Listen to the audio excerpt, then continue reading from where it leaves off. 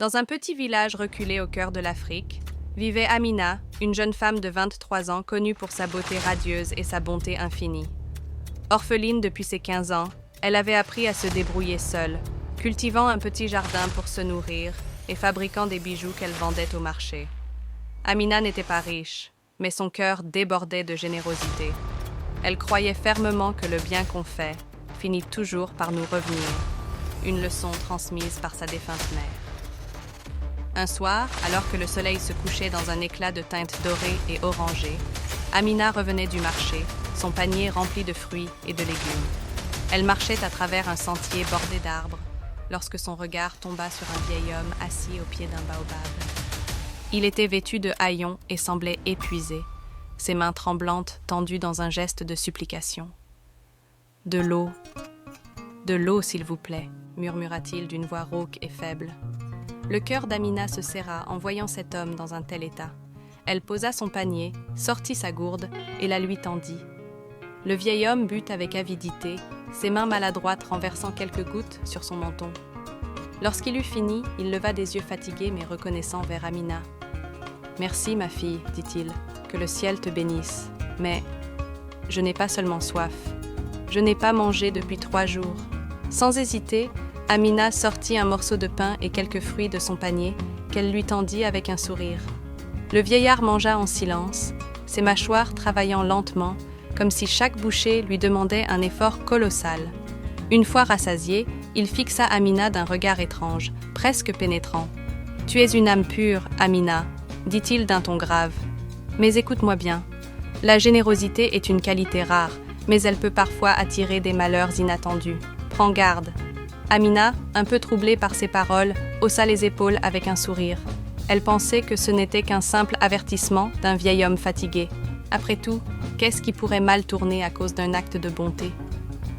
Elle se releva, salua le mendiant et reprit son chemin, ignorant que ce geste allait bouleverser sa vie.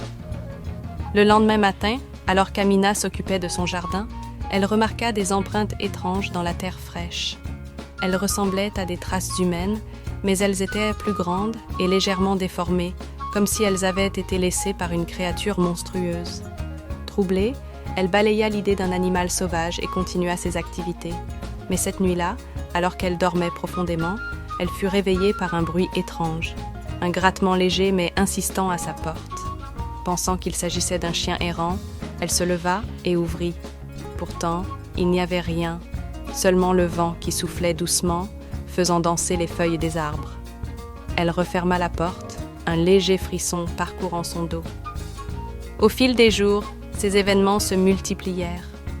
Ces poules, qu'elle gardait précieusement, furent retrouvées mortes, leurs plumes éparpillées dans l'enclos.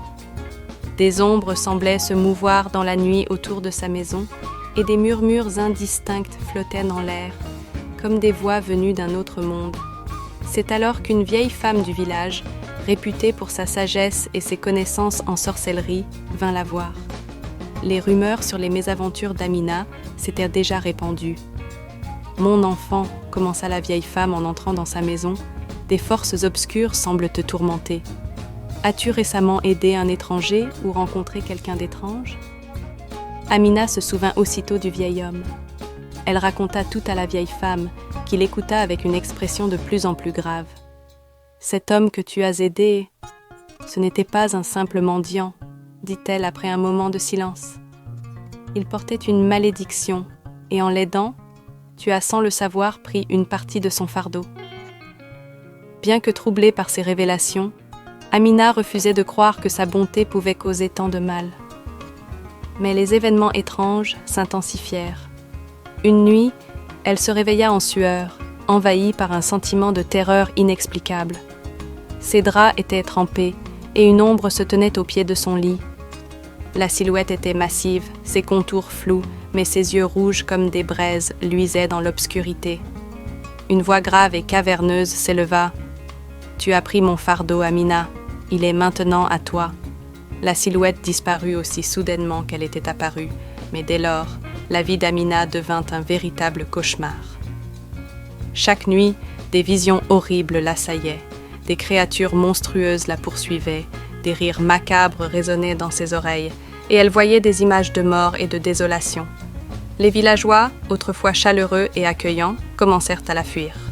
Certains murmurèrent qu'elle était maudite, d'autres qu'elle avait attiré la colère des esprits en aidant un étranger. Son isolement s'accentua, et bientôt, même les enfants, autrefois attirés par son sourire, l'évitaient. Épuisée et désespérée, Amina décida de quitter le village pour retrouver le vieil homme. Elle espérait qu'il pourrait l'aider à briser la malédiction. Elle parcourut des kilomètres, errant de village en village, interrogeant les habitants sur un vieil homme en haillons. Mais personne ne semblait l'avoir vu. Au fil de son voyage, Amina s'affaiblit. Elle mangeait peu, dormait encore moins, et les visions continuaient de la tourmenter.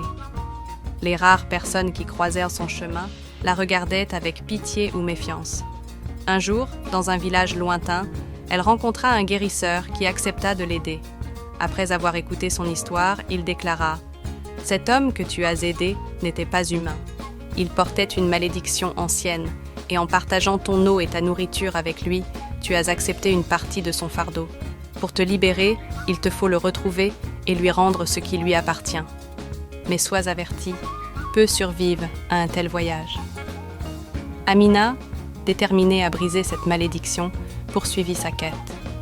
Certains disent qu'elle finit par retrouver le vieil homme, mais que le prix à payer pour sa libération fut sa propre vie. D'autres racontent qu'elle erre encore, une silhouette frêle et hantée, marchant sous la lumière de la lune, ses yeux remplis de douleur et de désespoir. Dans son village natal, son histoire est devenue une légende. On raconte aux enfants que la générosité est une qualité précieuse, mais qu'il faut l'exercer avec prudence. Car parfois, un simple acte de bonté peut ouvrir la porte à des ténèbres insoupçonnées.